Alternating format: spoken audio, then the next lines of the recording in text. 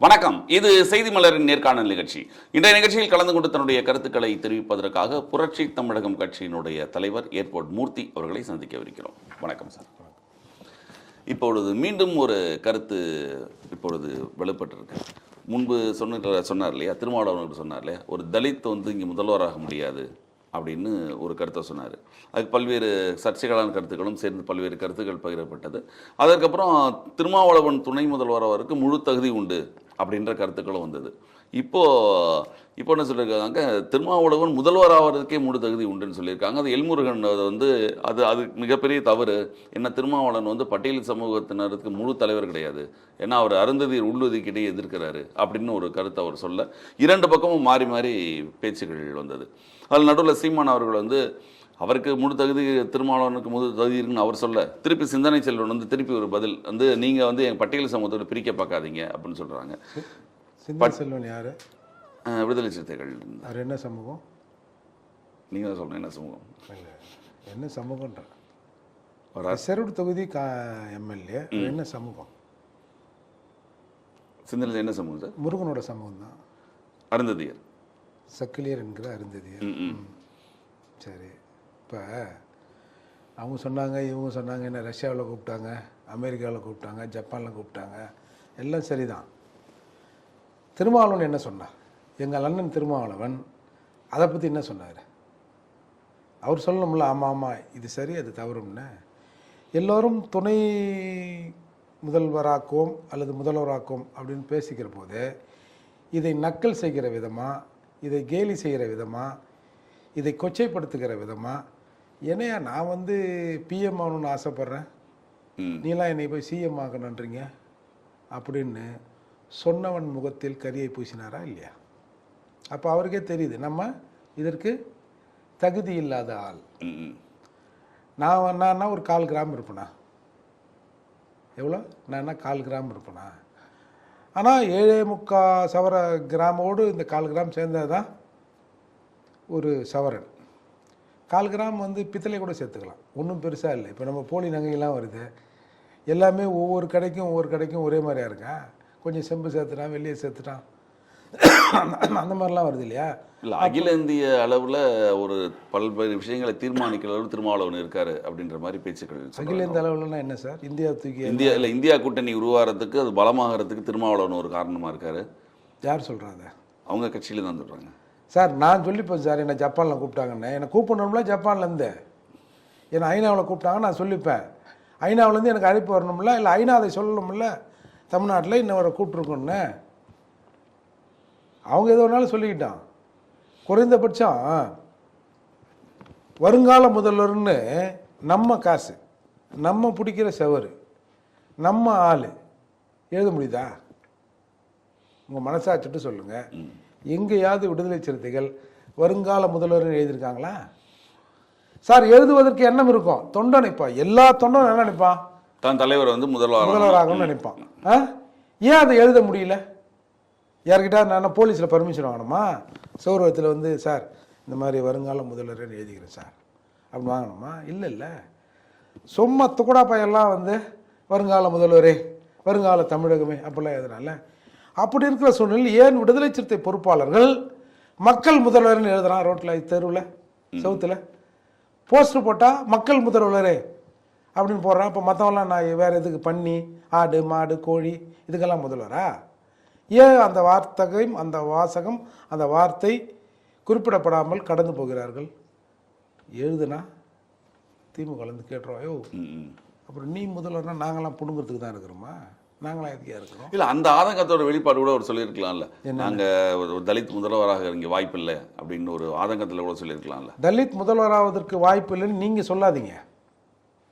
ஏன்னா இந்தியாவில் கிட்டத்தட்ட நம்ம கூட பேசியிருப்போம், ஒரு 7-8 மாநிலங்களில் தலித்துகள் முதல்வராகி இருக்கிறார்கள். இவங்கெல்லாம் மாயாவதி தவிர யாருமே ஆகலைன்னு அங்கேயே குறிப்பிட்டு பேசுகிறாங்க. சும்மா சார், இப்போ பஞ்சாப்ல இருக்கிறது யார் சார்? பஞ்சாப்ல 32% மக்கள் இருக்காங்க, எஸ்சி மக்கள். பஞ்சாப்ல இதே மாதிரி அதற்கான உள்ள இடஒதுக்கீடு கொடுத்து அதை பிரித்தான். இவர் என்ன சொல்கிறாரு, இதை பிரித்தா நாங்கள் எங்கள் ஒற்றுமை இங்கே பாதிக்கப்படும், நாங்கள் முதல்வராக முடியாதுன்றாரு. எப்படி பஞ்சாபில் ஆனாங்க? எப்படி மகாராஷ்டிராவில் ஆனாங்க? எப்படி பீகாரில் ஆனாங்க? எப்படி ஊப்பியில் ஆனாங்க? ஊப்பியில் பெரியார் இல்லை. இதுக்கு இதை காரணமாக சொல்லலாமா?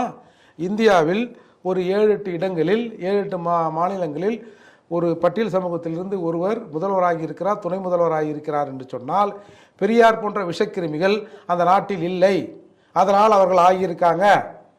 இது மாதிரி திராவிடம் அங்கே இல்லை, அதால் ஆகியிருக்குன்னு சொல்லாமா? நீங்க இப்படி சொல்றீங்க, சமூக நீதி காத்ததே பெரியார் தான், அதனால தான் ஏன் நான் வந்து சமூக நீதி இந்த மாதிரி டெக்னிக்கல் வேர்டுக்குள்ளே போய் ஜனங்களை வந்து நான் குழப்ப விரும்பல, புரியுதுங்களா? அங்கெல்லாம் ஆயிருக்காம்பா, ஒரு 7-8 தான் ஆயிருக்காங்க, இங்கே ஏன்பா ஆகலை? பெரியார் மண்ணில் ஏன் ஆகலை? பெரியார் மண்ணுக்குள்ளே நான் போகல சார், அது நீங்கள் சொல்லுங்க. பெரியார் மண்ணு சமூக நீதி, பெரியார் வந்த பிறகு தான் இவெல்லாம் கோமணம் கட்டினா, அதுக்கு முன்னே அம்மனை கொண்டியா இருந்தால் நீங்கள் என்னவெல்லாம் நீங்கள் சொல்லிங்க. என் கோமணத்துக்கு நீங்கள் உரிமை கொண்டாடக்கூடாது, நான் போடுற பேண்ட் ஷர்ட்டுக்கு இங்கே திராவிடம் உரிமை கொண்டாடக்கூடாது. திராவிடம் வருவதற்கு முன்னால் என் தாத்தா வந்து கோட்டு ஷர்ட் போட்டவன், வாவு சிதம்பரனார் கப்பல் ஓட்டியதற்கு முன்னால் கப்பலை வைத்திருந்தவன் என் தாத்தன் மதுரை பிள்ளை. என்னுடைய தாத்தன் ஒருத்தன் செத்தான்னா கவர்மெண்ட் லீவ் விடுது, பர்மா கவர்மெண்ட் லீவ் விடுது, அப்படி இருந்தவர்கள் நாங்கள். அதால் உங்கள் கதை நீங்களே வைங்க, நான் கேட்குறது வெரி சிம்பிள். அதாவதுங்க, ஊப்பியில் இந்தியாவின் துணை பிரதமராக இருக்கிற ஜெகஜீவன் ராம் போய் ஒரு சிலையை திறக்கிறார், ஒரு சாமியார் சிலையை. அங்கே இருக்கிற சாமியார்களுக்கெல்லாம் செருப்பு இங்கே, சமார் இங்கே. அவர் சமார், சக்கிலி சமூகத்தை சார்ந்தவர். செருப்பு எடுத்து காட்டுறான், செருப்பு இங்கே, சமார் இங்கே. சமார் வந்து தைச்சி கொடுத்துட்டு போடான்னு செருப்பு இப்படி அறக்கிறான். சம்பூர்ண ஆனந்தான் அந்த சாமியார் பேர். அப்புறம் அவர் திறந்து வச்சுட்டு வந்துட்டார், முப்படைகளின் தளபதி, அதுதான் முக்கியம். திறந்து வச்சுட்டு வந்துட்டார். அதுக்கப்புறம் சாணி கிணியெல்லாம் ஊற்றி கீத்தி அதை வந்து கழுவி வந்து புனிதப்படுத்தினானோ. இந்தியா முழுக்க அம்பேத்கர் நாணயங்கள் வெளியிடப்பட்டது. ஒவ்வொரு மாநிலத்திற்கும் 1 லட்சம் ரூபாய் அந்த நாணயங்கள் கொடுக்கப்பட்டதாக சொல்லப்பட்டது. அந்த நாணயங்களை அன்றைக்கு ஊப்பியில் இருந்த ஒரு ஆட்சியாளர் சபர்மதி ஆற்றில் போய் கொட்டியிருக்கிறார் அப்படிங்கிறது ஒரு செய்தி. அப்போ அம்பேத்கர் நாணயமே அந்த மக்கள் கையில் போய் பார்க்கக்கூடாது, அந்த நாணயம் போச்சுன்னா வாங்குகிற மற்றவர்கள் கை தீட்டாயிடும் அப்படின்ற எண்ணம் தானே அதுக்கு பின்னால். அந்த மாநிலத்தில் 4 முறை அந்த தலித் சமூகம் என்று சொல்லப்படுகிற இவர்களால் சொல்லப்படுகிற பட்டியல் சமூகத்திலிருந்து மாயாவதி முதல்வராக இருக்கிறார். ஏன் இங்கே நடக்கவில்லை? அப்போ அதுக்கு காரணம் இந்த திராவிட சித்தாந்தம்னு சொல்லட்டுமா? அதான் அர்த்தம். ஒரு காங்கிரஸ் ஆட்சி காலத்தில் உள்துறை அமைச்சராக இருந்திருக்கிறோம், காவல்துறை அமைச்சராக இருக்கிறோம், புரியுற மாதிரி சொன்னால். அப்புறம் வந்து இந்து சமய அறநிலைத்துறையா அதோட அமைச்சராக இருக்கிறோம்ல, காட்டுங்க. இப்போ நீங்கள் இன்றைக்கு நாட்டில் உள்ள வந்து அணைகளெல்லாம் கட்டப்பட்டது காமராஜர் ஆட்சியில், அப்போது பொதுப்பணித்துறை அமைச்சராக இருந்தவர் கக்கன். நீங்கள் எல்லா கல்வெட்டிலும் கக்கன் பெயர் இருக்கும், ஏன் அதுக்கப்புறம் ஆகலை? அந்த காலத்தில் வந்து திருப்பதி தேவஸ்தானம் இருக்கும்ல, திருப்பதி கோயிலுக்குள் எஸ்சி அலௌடு இல்லை. இங்கே வந்து குமாரசாமி ராஜா குலசேகரன் என்கிற திண்டுவனம் எம்எல்ஏவை திருப்பதி அலங்காவலர் ஆக்குகிறார். எவனை கோயிலுக்குள்ளே விடமாட்டேன்னு சொன்னியோ அவனுக்கு தான் அந்த கோயிலில் முதல் மரியாதை அப்படின்னு ஆக்கினாங்க. இதை நீங்கள் காட்டுங்க. அப்போது இதையெல்லாம் உங்கள் ஆட்சி காலத்தில் வரவில்லை என்று சொன்னால் நீங்கள் தான் வராமல் விட்டாங்கன்னு நாங்கள் சொல்கிறோம். இப்போ அவங்க சொல்லுவாங்கல்ல, பெரியாரும் கோயிலுக்குள்ளே வந்து தலித்துகளை கூட்டு போனார் அப்படின்னு சொல்லுவாங்க. ஒரே ஒரு இடம் காட்டுங்க, ஒரு பெரிய கோயில் கூட வேணாம் சார், தெருமுக்கில் இருக்கிற பிள்ளையார் கோயிலையாவது கூட்டு போய் திருநீர் வாங்கி கொடுத்தாரு நீங்கள் காட்டுங்க சார். இன்னைய வரை நான் சொல்லுவேன் பெருமையாக, நான் 2 கோயிலில் வந்து வைக்கம் வீரர்னு சொல்கிறாங்களே, அது சொல்லுவாங்க அவங்க. அதுதான் நான் சொன்ன கதை தான். ஜப்பானில் கூப்பிட்டாங்க, அமெரிக்காவில் கூப்பிட்டாங்க, யுனெஸ்கோவில் அவார்டு கொடுத்தாங்கன்னு சொன்னாங்களே, அந்த மாதிரி தான் இது. நான் சொல்லுவேன் பெருமையாக, 2 கோயில்களில் நான் வந்து கோயில் பிரவேசம் பண்ணியிருக்கிறேன். யார் புறக்கணிக்க மாட்டாங்களோ அந்த மக்களோடு, அந்த மாதிரி டேட்டோடு சொல்லுவேன், ஊரோடு சொல்லுவேன். அந்த மாதிரி ராமசாமி நாயக்கர் எங்கேயாவது ஒரு இடத்துல தமிழகத்தில் பண்ணான்னு சொல்லுங்கள். தமிழகத்தில் பல கோயில்களில் பட்டியல் சமூக மக்கள் வந்து போகக்கூடாதுன்னு இருந்த போது ஏன் நீ வந்து வைக்கத்துக்கு போன, நான் வைக்கத்தில் போய் அந்த மக்களுக்காக கோயில் பிரவேசம் பண்ணுன்னு சொல்கிறேன்? காங்கிரஸ் கமிட்டி தலைவராக ராமசாமி நாயக்கர் இங்கே இருக்கிறார். அந்த கேரளாவில் இருந்த அந்த காங்கிரஸ் கமிட்டி தலைவர்கள் அந்த போராட்டத்தில் ஒரு 3 பேர் ஈடுபட்டு 3 பேரும் சிறைக்கு போயிடுறான். போராட்டம் அம்மோன்னு விடப்படுது. அப்போ காந்தியடிகள் வந்து ஒரு லெட்டரை போட்டு, யோ பக்கத்துக்கு ஊர் தானேயா, இந்த ஊரில் இருக்கிற காங்கிரஸ் கமிட்டி தலைவர் போகட்டும் அப்படின்னு போனவர் தான் இவர். நான் இவர் அந்த போராட்டத்துக்கே போகலைன்னு சொல்ல, தலைமை உத்தரவிட்டது, போனார், வந்தார், சிறைக்கு போனார், அதெல்லாம் சரி. இல்லை, இவர்கள் இவ்வளவு ஆதரவு இருக்கக்கூடிய இந்த கட்சியில், இவங்களுடைய கட்சியில், திமுகவோட கூட்டணியில் திருமாவளவனுக்கு ஏன் இவ்வளவு முக்கியத்துவம் அவங்க அளிக்கிறாங்கன்றது உண்மைதானே? திருமாவளவனுக்கு யார் சொல்கிறது? இந்த 2 மாநாடு நடத்தாங்க, மது ஒழிப்பு மாநாடு நடத்துனாங்க, அதற்கு முன்பால வெல்லும் சரணாயகம் மாநாடு நடத்துறாங்க. அதில் பல லட்சக்கணக்கானவர்களுக்கு விழுந்ததுனால திமுகவோட கூட்டணியில் மிக வலுவான தலைவராக திருமாவளவன் இருக்காரு. அந்த கோரிக்கை மது ஒழிப்பு மாநாடு நடத்த பிறகுதான் மது புட்டிகளுக்கு இன்சூரன்ஸ் வழங்கப்படும், 2 லட்சம் ரூபாய்க்கு மேலே விற்பனையாகிற கடைகளில் 2 கவுண்டர் போடப்படும் அப்படிலாம். அதனால் மது விலக்கு அந்த மாநாட்டின் கோரிக்கை. அதெல்லாம் மாநாடு நடந்த பிறகு சில விஷயங்கள் டாஸ்மார்க்கில் அமல்படுத்தப்படுது. அப்போ உங்கள் கோரிக்கை அதானா? சொல்லுங்க. இல்லை, திருமாவளவனுக்கு நீங்கள் முக்கியத்துவம் இல்லைன்னு சொல்கிறீங்களா அந்த கூட்டணியில்? நான் எதுவும் சொல்லலை சார். நான் சொன்னவரை பொறாமையில் சொல்கிறாங்கன்னு சார். பெரிய கட்சிகள் என்ன செய்கிறார்களோ, என்ன நினைக்கிறார்களோ அதை செய்ய வேண்டிய கட்டாயத்தில் நாங்கள் இருக்கிறோம். வெக்கம், மானம், சூடு, சுரணை பார்த்தால் அரசியல் செய்ய முடியாது. இதெல்லாம் அவரோட ஸ்டேட்மெண்ட்டு. இப்போ திமுக கூட்டணியில் நீண்ட நெடுங்க 4 எம்எல்ஏக்கள் 2 எம்பிக்கள் தமிழகத்தை பொறுத்த வரைக்கும் இந்த கூட்டணிகளால் நாம் நடந்திருக்கோம். இந்த பட்டியல் சமூக மக்களுக்காக நாங்கள் போராடுவதற்கு எங்களுக்கு கொடுத்த அங்கீகாரம் அப்படின்னு சொல்கிறாரு. என்ன இந்த 4 எம்எல்ஏக்களும் ஒரு எம்பியும் என்ன பண்ணாரு தெரியும்? சொல்லுங்கள். ஏங்க, குறைஞ்சபட்சம் இந்த ரெட்டியார் இருக்கார்ல, ஆதவ ரெட்டியார், அவர் ஏதோ யாரோ சொல்லி அதில் உண்மை இல்லை. அது வேண்டுமென்றே திட்டமிட்டு கிளப்பப்பட்டதுன்னு வச்சுங்க. அதை சொல்கிறாங்க. ஏன் நாங்கள் துணை முதல்வர் ஆகக்கூடாதா? ஒரு 4 வருஷம் சும்மா சினிமாவில் சுற்றி இருந்தவங்கலாம் துணை முதல்வர் ஆகுறாங்க அப்படின்னு அவர் கேட்டார். அந்த கேள்வியே தப்பு. ஆமாம், அதை நம்ம திமுகவில் போய் கேட்கக்கூடாது. எந்த முட்டா போயெல்லாம் அதை கேட்க மாட்டோம். எப்படி அவங்ககிட்ட போய் திமுக கிட்ட போய் நம்ம எப்படி கேட்போம்? கேட்டாங்கன்னு வச்சுங்க, அதற்கு அந்த கொஸ்டின் தப்புன்னு சொல்லலாம். நேர்மாறாக இந்த 4 எம்எல்ஏக்கள் ஒரு எம்பின்னு சொல்கிறீங்களே, இது எங்களுக்காக போராடுவதற்காக திமுக வந்து கொடுத்தது, அதுக்காக ஜெயிக்க வச்சாங்கன்னு அவங்க எல்லாருமே திமுக பக்கம் நின்னாங்களே, பார்த்தீங்கன்னா இல்லையா? சரி, இந்த 4 பேரும் இதுவரை இந்த சமூகத்துக்காக சட்டமன்றத்திலோ பாராளுமன்றத்திலோ இதை பேசி வாங்கி கொடுத்தான்னு ஒன்று சொல்லுங்கள். அதில் வந்து ஒருத்தர் வந்து பொது இதில் வருவார், பொது தொகுதியில் வர்றாரு. எங்கள் கட்சி தானே? ஆமாம், அவங்க அந்த கட்சி தான். அப்போ பாயம் பொது தொகுதியில் தான் வருவார். ஷானவாஸ். ஆமாம், கட்சி எங்களுக்கு தானே. விடுதலை சிறுத்தைகள் என்ற பேரில் தான் நீங்கள் போனீங்க. விடுதலை சிறுத்தைகள் பெரும்பான்மையாக இருப்பது யாது? பறையர் சமூக மக்கள் தானே. அந்த மக்களுக்காக நாங்கள் என்ன பேசணும், இதை வாங்கி கொடுத்தோம். ஒன்றை காட்டுங்க சார். 3-4 வருஷம் ஆக போகுது சார். ஒன்று எல்லாரும் திமுக காரெல்லாம் மாறி நிற்கிறாங்க. நீங்கள் இவங்களே திமுக காரங்க மாதிரி மாறிட்டாங்கன்னு சொல்லுறீங்க. வேற என்ன? இப்போ இந்த ஆதவ அர்ஜுன் ரெட்டியாருக்கு எதிராக ஸ்டேட்மெண்ட் கொடுத்ததெல்லாம் யார் சார்? அடிமட்டத்தில் இருக்கிறவன் நான் முன்னாடி சொன்ன மாதிரியே என்ன நாங்கள் முதல்வர் என்ன கேடு அப்படின்னு கேட்குறான். அதிகாரத்தை தூய்ப்பவர்கள் திமுக மாதிரி சிறந்த கட்சி இல்லை, நாம் இதெல்லாம் கேட்கக்கூடாது அப்படின்னு சொல்கிறானா? இவன் திமுக காரனா விசிக காரனா? ஏன்னா சார், இதை மதச்சார்புக்கு ஒரு ஆபத்து வரும்போது நம்ம சேர்ந்து நிற்க வேண்டிய கட்டாயம். மத சார்பும் இல்லை, ஒரு இதை சார்பும் இல்லை சார். உன் வேலை என்ன? மதவாத பிஜேபி உள்ள வந்துடக்கூடாதுங்கிறதுக்காக நாங்கள் சேர்ந்து இருக்க வேண்டிய கட்டாயத்தில் இருக்குன்றார் சார். உன்னோட வேலை என்ன சார்? உன்னோட வேலை என்ன? பட்டியல் சமூக மக்களுக்கான அங்கீகாரத்தை பெற்று எல்லாருக்கும் போராடுவதற்கு எல்லாரும் இருக்கிறார்கள். இப்போ அதிமுக, திமுக, கம்யூனிஸ்ட், தமாக வந்து இல்லை, நீங்கள் சொல்கிற அவங்க சொன்னால் நாங்கள் விடுதலை சிறுத்தைகள்ன்றதை நீங்கள் வந்து ஒரு குறிப்பிட்ட மக்களுக்காகன்னு சொல்லி ஒரு குறுகிய மனப்பான்மை வச்சுக்கிறாரு. பொதுவான மக்களுக்கான கட்சி நீன்னா அப்போ அவனுக்கும் உனக்கு என்ன வித்தியாசம்? இது ஏன் நாங்கள் ஏன் உண்மையினால் வரணும்? நீயும் பொதுவான கட்சி தானே. திமுக, அதிமுக, கம்யூனிஸ்ட்டு அவங்க வந்தவங்க போனவங்க எல்லாரும் பொதுவான கட்சி தானே. அப்போ எதுக்கு உண்மையினை நான் தெரியணும்? இப்போ உன்னை பொதுவான கட்சின்னு சொல்லி தான் வந்து எல்லாரும் சீட்டு கொடுக்குறாங்களா? பட்டியல் சமூகத்தில் இருக்கிற ஒரு வலுவான கட்சி அப்படின்னு தான் உனக்கு சீட்டு கொடுக்குறாங்க. நீ வேணா சொல்லிக்கலாம் நான் கோபாலகிருஷ்ணன், நீ சப்பானி தான். அவர்கள் பார்வையில் நீ சப்பானி தான். இல்லை, நீங்கள் திராவிடத்தை பற்றி அவ்வளோ சொல்கிறீங்க. உதயநிதி நேற்று ஒரு மீட்டிங்கில் சொல்லியிருக்காரு, திமுகவோட கடைசி தொண்டன் இருக்கிற வரைக்கும் திராவிடம் நிலைத்து நிற்கும் அப்படின்ட்டு.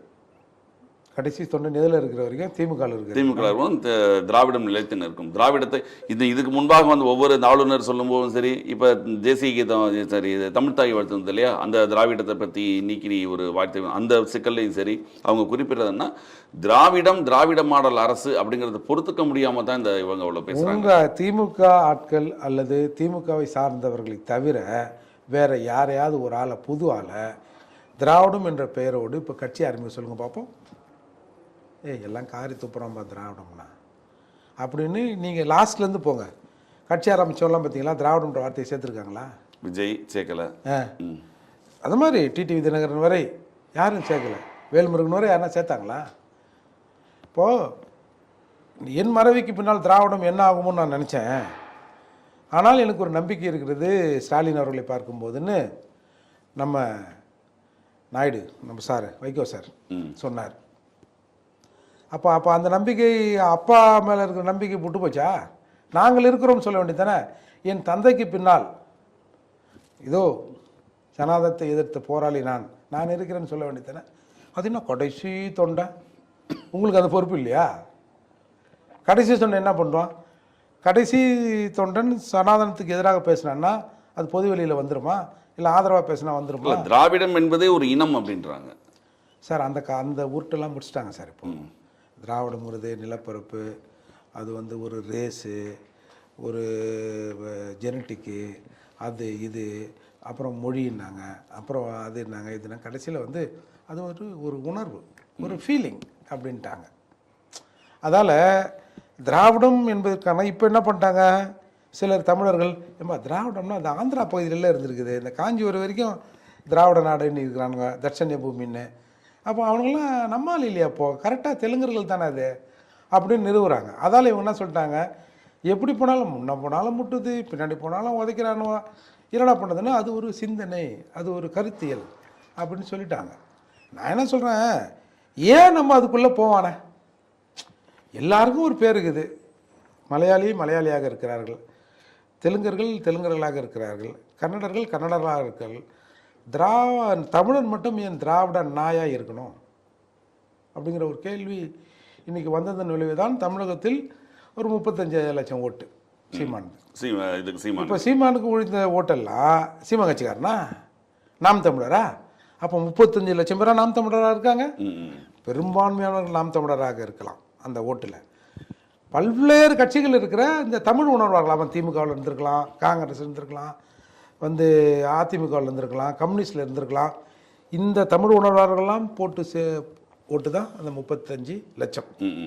இப்போ இந்த 35 லட்சம் பேர் வந்து இதுக்கு எதிராக பேசுகிறான்னா கடைசி தொண்டன் இருக்க வரைக்கும் திராவிடத்தை காப்பாற்றோன்னா நீங்கள் மட்டும்தான் வச்சுன்னு இருக்கணும். இன்னும் கொஞ்ச நாளில் இன்றைக்கி எப்படி வந்து கட்சிகள் ஆரம்பிக்கிற போது திராவிடம் சொன்னாலே ஒரு மாதிரி உடம்பு கூசுதுப்பா, எல்லாரும் திட்டுறாம்பான்றமோ, இன்னும் கொஞ்ச நாள் அதே மாதிரி திமுகவில் அந்த நிலைமை வந்துடும்.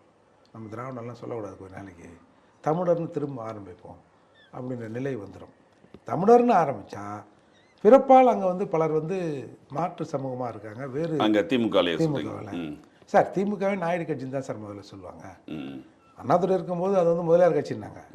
அதுக்கு முன்னாடி வந்து திகாவை நாயுடு கட்சினாங்க, இன்னும் திகாவை நாயுடு கட்சி தான்றாங்க, மதிமுகவை நாயுடு கட்சின்றாங்க. திமுகவே அந்த மாதிரி தானே சொல்கிறாங்க. ஒரு காலத்தில் இது முதலியார் கட்சியாக இருந்தது அப்படின்னு ஆர்எஸ் பாரதி சொன்னார்ல, ஒரு காலத்தில் முதலியார் கட்சியாக இருந்ததுன்னா அப்போ இப்போ யார் கட்சியாக இருக்குது? இயல்பாக நீங்கள் பார்த்தீங்கன்னா ஒரு 8, 9, 10ன்னு தெலுங்கர்கள் அமைச்சராக இருக்கிறார்கள்னு பல்வேறு வகையில் குற்றச்சாட்டு வைக்கப்படுதில்ல. இருக்கிறது பிரச்சனை இல்லை. அந்த மக்கள் தொகையின் அடிப்படையில் அவங்களுக்கு அந்த பிரதிநிதித்துவம் கொடுத்துருந்தாங்கன்னா கரெக்டாக மக்களை எண்ணி தான்பா கொடுத்துருக்காங்கன்னு சொல்லலாம். ஓவரால் வந்து அப்படியே கொடுத்துரும்போது, தூக்கி கொடுக்கும்போது தானே சந்தேகம் வருது. அதால் திராவிடம் என்ற வார்த்தை இதுமேல் தமிழகத்தில் உச்சரிக்கப்பட்டால் அது அசிங்கமான வார்த்தை அப்படின்ற நிலைமை இன்னும் கொஞ்ச நாளில் வந்துடும் சார். ஆல்மோஸ்ட் இப்போ வந்துடுச்சு. இல்லை, இங்கே நீங்கள் பார்த்தீங்கன்னா திருப்பி அந்த திமுக அதிமுகன்ற ஒரு 2 கட்சிகள் தானே இருக்குது இங்கே பெரும்பான்மையாக பெரிய கட்சிகளாக. இப்போ நீங்கள் சொல்ல 35 லட்சம் ஓட்டு வாங்கிட்டாரு சீமான், அவர் நாம் தமிழர் வாங்கியிருக்காரு. இதோட வளர்ச்சி எப்படி இருக்குன்னு பார்க்குறீங்க? இப்போ எடப்பாடியார் சொல்கிறாரா, நான் வந்து எங்கள் கடைசி தொண்டன் அதிமுக? அவர் சொல்ல மாட்டார். அவர் முதல்ல அவரே சொல்லலை. ஏன்னா திராவிடம்னா அது யாருன்னா வேற யாருன்னா கேளுங்க அப்படின்ட்டார்ல. இப்போ அண்ணா திராவிட முன்னேற்ற கழகத்தை எம்ஜிஆர் ஆரம்பித்தார். எம்ஜிஆர் வந்து இந்த திராவிடன்ற வார்த்தையை போட்டான்னு நினச்சிருப்பாரா? நம்ம திராவிட முன்னேற்ற கழகத்துலேருந்து வந்திருக்கிறோம், அதில் பிரிஞ்சு வந்தோம், முன்ன பின்ன ஒரு வார்த்தையை சேர்க்கணும் அப்படின்னு அண்ணாவை தூக்கி போட்டார். அவர் திராவிடம் தெரிஞ்சு தான் போட்டாரா, இல்லை அவர் திராவிடம்னா அவருக்கு என்னன்னு தெரியுமா? இப்போ இவர் சொல்லும்போது, திருமாவளவன் சொல்லும்போது ஒரு கருத்து சொல்கிறார், எல்முருகன் மேலே ஒரு கருத்து சொன்னார். இவர் அருந்ததி சமூகத்தை சேர்ந்தவர் அப்படிங்கிறதே ஆர்எஸ்எஸ் சொல்லி தான் தெரியும் வெளியில் அப்படின்னு ஒரு கருத்தை சொல்கிறாரு. சரி, அதாவது அவரையாவது ஆர்எஸ்எஸ் சொல்லி தான் அவரை தெரியும். நீ திமுகவா விசிகாவான்னு எங்களுக்கு ஒன்றும் தெரியவே இல்லையே. உன்னையெல்லாம் திமுககாரன்லாம் வந்து திமுககாரெல்லாம் பேசுகிறாங்க, நீ எங்களுக்காகவும் ஒன்றுமே பேசலையே. நீங்கள் இந்த முதலமைச்சர் பிரச்சனை வந்தபோது கூட எல்லாரும் என்ன சொன்னாங்க, 28ஆம் தேதி பவள விழா பொதுக்கூட்டத்தில் வைப்பார் பார் அண்ணன் திரும்ப பேச்சை, இதுக்கு எல்லாத்துக்கும் பதில் வந்து அன்றைக்கி சொல்லிடுவார். ஏன் நமக்கு ஆகக்கூடாதா, எங்களை திமுக ஆக்காதா அப்படிலாம் கேட்பார் பாரு அப்படின்னு எல்லாரும் சொல்லியிருந்தாங்க. ஆனால் அங்கே போய் திராவிட கிளாஸில் எடுத்தார். நான் வந்து 3வது குழலாக இருக்கிறேன், டபுள் பேரல் கன் பார்த்துருக்குறோம், இரட்டை குழல் துப்பாக்கி தெரியும். 3வதாக ஒரு ஒப்புக்கு சப்பானா ஒரு சார் வண்டியில் இருக்க ஸ்டெப்னி இருக்குதுல்ல, அது கூட வண்டி ஒரு வீல் பஞ்சர் ஆயிடுச்சுன்னா இந்த ஸ்டெப்னி எடுத்து போடலாம் சார், போட்டு வண்டியை ஒட்டின்னு போகலாம், ஓட்டலாம். துப்பாக்கியில் 3வதாக ஒரு குழல் இருந்ததுன்னு வச்சுங்க, அது ஒன்றுக்குமே யூஸ் இல்லை. ஒப்புக்கு சப்பான்னா கூட வந்து ஏதோ கொஞ்சம் யூஸ் இருக்குன்னு சொல்லலாம். அந்த மாதிரி யூஸ்லெஸ் 3வது குழல். அந்த பவள விழா மாநாடு நடந்து கொண்டு இருக்கும் போதே தான் துணை முதல்வராக உதயநிதி வந்து ஆக்குறோம்னு சொல்லி அறிவிப்பு வருது. அதே நடந்து கொண்டு இருக்கும் போதே. அப்போ உன்னோட வார்த்தைக்கான வேல்யூ என்ன? இல்லை வேல்யூபிளாக நீ பேசுறியா? நீங்கள் அந்த கருத்துக்கு விடுதலை சிறுத்தைகள் பல்வேறு இடங்கள் வந்து ஆதரவு வந்ததில்ல, அந்த தொண்டர்களின் உணர்வுக்கு மதிப்பளிச்சாகுது. அது சம்மந்தமாக நீ பேசணும்ல. நீ என்ன சொல்கிற, என்னை அடித்தாலும் விரட்டினாலும் நீங்கள் பார்த்தீங்கன்னா இல்லை, அவங்க திராவிடம்னு பேசும்போதே இவர்கள் சீமான் நான் தமிழர் பேசுகிறாங்க இல்லையா, தமிழ் தேசியம்னு. தமிழ் தேசியம் அப்படிங்கிறதே ஒன்று கிடையாது, இவங்க தவறாக பேசுகிறாங்க அப்படின்னு குறிப்பிட்டு சொல்கிறதே அவங்கள தான் சொல்கிறாங்க அவங்க. ஆமாம், நான் வந்து தமிழர் அல்லாதவர் கூட இருக்கிறேன், நான் வந்து அதனால அப்படி தான் சொல்ல முடியும். அப்படி தான் சொல்ல முடியும். இப்போ நானே கூட வந்து திமுக கூட்டணியில் போயிட்டேன்னு வச்சுங்க, எங்கள் தலைவர் தான் சொல்லுவேன். அப்படி சொன்னால் தானே நான் அதில் இருக்க முடியும். அப்போ இல்லைன்னா நான் கஞ்சிக்கு எங்கே போகிறது? உன் வீட்டில் வேலை செஞ்சுட்டு எதிர் வீட்டில் போய் கஞ்சி குடிக்க முடியுமா? என்னத்தையோ இங்கே கஞ்சி குடிச்சு வாய்த்த வாழ்த்துக்குன்னு ஓடணும்ல. அப்படிக்காக திருமாவளவன் அதை சொல்லியிருக்கிறார். சார், திருமாவளவன் இன்னைக்காவது நாங்கள் முதல்வராகவும் அல்லது சார் இந்த சமூகத்துக்கு அங்கீகாரம் கொடுங்க, எங்கள் மக்கள் தொகையின் அடிப்படையில் எங்களுக்கு அமைச்சரவை இடம் கொடுங்கன்னாவது அவர் கேட்டு பார்த்துருக்கீங்களா? நான் ஒரு 1000 இடத்துல பேசியிருப்பேன் இதை. எங்கள் சமூகத்துக்கான பிரதிநிதித்துவம் எங்கே? 13% ஓட்டு போட்டு நீங்கள் வெற்றி பெற்றதா சொல்கிறீங்களா? அந்த 13%க்கான பங்கையாவது கொடுங்க. ஆராசாவை மந்திரி ஆக்கினாங்க இல்லையா, அது அப்போ சார் ஆராசாவெலாம் நான் வந்து பறையரா எப்படி சார் எடுத்துக்க முடியும்? அது அவங்க குடும்ப பிரச்சனை சார், நம்ம அதுக்குள்ளே போகலை. அவர் வேறு, அவர் எங்களுக்கானவரா? ஆராசா இது வரைக்கும் வந்து வேங்கைவேல் பற்றி பேசியிருப்பாரா? எஸ்சிக்கல் ரிசர்வேஷன் பற்றி ஆராசா பேசியிருப்பாரா? மத்திய இது நம்ம மாநில அரசில் பேசியிருப்பாரா? 10,400 எஸ்சி பேக்லாக் வேக்கண்ட்டுகளே நாங்கள் ஆட்சிக்கு வந்தவுடன் நிறைவேற்றி விடுவோம், போட்டுருவோம் அப்படின்னு திமுக தேர்தல் அறிக்கையில் இருக்குது. நாம் இந்த மாதிரி அறிக்கை கொடுத்துருக்கோமே, கொஞ்சம் அதை போய் பார்த்து போடுங்க அப்படின்னு ஆராசா பேசியிருப்பாரா? ஆராசா எப்படி திருமாவளவன் திமுககாரோ, ஆராசாவும் அதை மாதிரி அவரும் ஒரு திமுககாரர் தானே, அவர்கிட்ட நம்ம இதை எதிர்பார்க்க முடியாதுல்ல சார். 44 பேர் ஒவ்வொரு சட்டமன்றத்திலும் இருக்கிறார்கள் சார். ஒவ்வொரு சட்டமன்றமும் அது அதிமுக ஆட்சியாக இருந்தாலும் சரி, திமுக ஆட்சியாக இருந்தாலும் சரி, 44 பேர் இருக்கிறான். இந்த 44 பேரும் என்றைக்காவது எஸ்சி மக்களின் பிரச்சனையை பேசியிருப்பானா?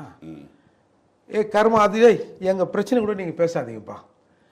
இந்த ரிசர்வேஷனுங்கிறது வந்து ரெட்டமலை சீனிவாசன், அம்பேத்கர், எம்சி ராஜா இந்த மாதிரி நபர்களால் இந்த ரிசர்வேஷன் வந்தது. இன்றைக்கி இருக்கிற இந்த தேர்தலில் ரிசர்வேஷன் ஒரே ஒரு நாள் அம்பேத்கர் பிறந்த நாளுக்கு இல்லை ரெட்டமலை சீனிவாசன் பிறந்த நாளுக்கு இந்த 44 பேரில் எவனாவது ஒருத்தர் வந்திருப்பானா சார்? நீங்கள் அந்த அமைச்சராக இருக்காங்கல்ல, துறை அமைச்சர், அவங்கள விட்டுருங்க, மற்றவன். ஏன்னா ஒரு மனசாட்சி வேணா, ஒரு 1000 ரூபா ஒரு 2000 செலவு பண்ணி அம்பேத்கர் பிறந்த நாளைக்கு நீ போஸ்ட் விட்டுருப்பாடா யாரையாவது வச்சு? இவங்களாம் நம்ம எப்படி வந்து எங்கள் சமூகத்து ஆட்கள், எங்கள் சமூகத்தின் பிரதிநிதி, ரிசர்வ் தொகுதி எம்எல்ஏ அப்படின்னு நாங்கள் எப்படி சொல்ல முடியும்? அதற்கான அங்கீகாரம் அளித்தும் அவங்க மாற மாட்டேங்கிறாங்க இன்னும் அங்கே அந்த நிலைமையிலிருந்து. ஏன்னா அவங்க ஒரு கட்சி சார்பாக இருக்கிறாங்க. திருமாவளவனும் அதே மாதிரி கட்சி சார்பாக தான் நம்ம இருக்கிறோம், நாம் வந்து தனி கட்சி தனி சின்னம் அப்படின்னு நினைவு இல்லாமல் அவங்க வந்து அங்கீகரிக்கப்பட்ட அடிமைகள், இவர் அங்கீகரிக்கிறாமல இவரே அடிமையாக தன்னை ஏற்றுக்கொண்ட அடிமை. இவர் ரெண்டுத்துக்கும் ஒன்றும் பெரிய வித்தியாசம் இல்லை. என்ன கிழிச்சிட்டாங்க சொல்லுங்க, ஏதாவது ஒன்று. சார் குறைஞ்சபட்சம் நீங்கள் வேங்கை வயலில் இந்த சம்பவம் நடந்த பிறகு இந்த 44 பேர் இருக்கிறாங்களா, இவங்க எல்லாம் ஒன்றா நின்று என்ன இந்த மாதிரி நடந்திருக்குதாம அப்படின்னு பேசணும்ல சார். இந்த 44 பேரும் ஒரு இடத்துல மீட்டிங் போட்டு, ஏம்பா இந்த அம்பேத்கர் அவங்க இவங்க வாங்கி கொடுத்த ரிசர்வேஷன் தான் நம்ம வந்திருக்கிறோம் அப்படின்னு 44 பேரும் கூடினாங்கன்னு வச்சுங்களேன், முதலமைச்சர் கோட்டைக்கு போக மாட்டார். முதல்ல அவங்களாம் என்ன பேசுகிறாங்கன்னு பார்த்து முடிவெடுத்து என்ன சொல்கிறான்னு பார்த்துட்டு அதுக்கப்புறம் நம்ம போவோம் அப்படின்னு நிலைக்கு முதல்வர் அது எந்த முதல்வராலும் தள்ளப்படுவார். குறைஞ்சபட்சம் அந்த சுயமரியாதைனா அசிங்கமாக இருக்குது நீங்கள் சொல்கிறதுக்கு, சுய உணர்வு கூட இல்லாமல் இருக்கிறாங்களா. அப்போ இவங்களை எப்படி இந்த கணக்கில் நம்ம வைக்க முடியும்? அதால் இன்றைக்கி நீங்கள் இப்போ சொல்கிறீங்க சீமான் வந்து உன்னை நாங்கள் முதல்வர் ஆக்குறோன்னு சொன்னாருன்னு. ஏன் இதுக்கு முன்னே பாட்டாளி மக்கள் கட்சி சொல்லிச்சு? சீமான் சொன்னது அர்த்தம் என்னன்னா, இருப்பாய் தமிழா நெருப்பாய், இதுவரை இருந்தது போதும் திராவிடத்துக்கு செருப்பாய் அப்படி தான் திருமாவளவன் கூப்பிட்றாரு. யோ போதையான் சும்மா திருமாவளவன் ஆசைப்படலை, அவர் அங்கிருந்து அங்கே அவர் சுயமரியாதை இழக்க வேண்டாம்னு சொல்லி இவர் ஆசைப்படுறாருன்னு சொல்ல வரீங்க தானே? திராவிடத்தின் அடிமையாக இருக்காத.